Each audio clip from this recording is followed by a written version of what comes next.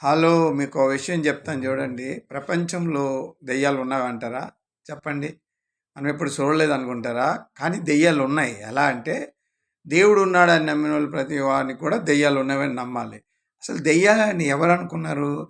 మనిషి చనిపోయిన తర్వాత మనిషి శరీరం మట్టిలో పాతిపెడితే అక్కడ నశించిపోయిన తర్వాత వాడి ఆత్మ తప్పు పాపం చేసిన వారందరూ ఆత్మలు దెయ్యాలయిపోతాయి. ఈ దెయ్యాలే అందరిని పీడిస్తా ఉంటాయి. ఇది కరెక్ట్.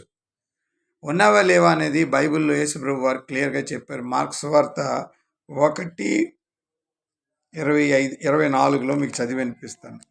అక్కడ నజరేతు వచ్చితివా, ఎవరో మాకు తెలియను, నువ్వు దేవుని పరిశుద్ధుడు అని కేకలు వేసాను. అవట కేకలేసేవాట దెయ్యాలు. నువ్వు దేవుని కుమారుడు అని తెలుసు అని పారిపోయేవి.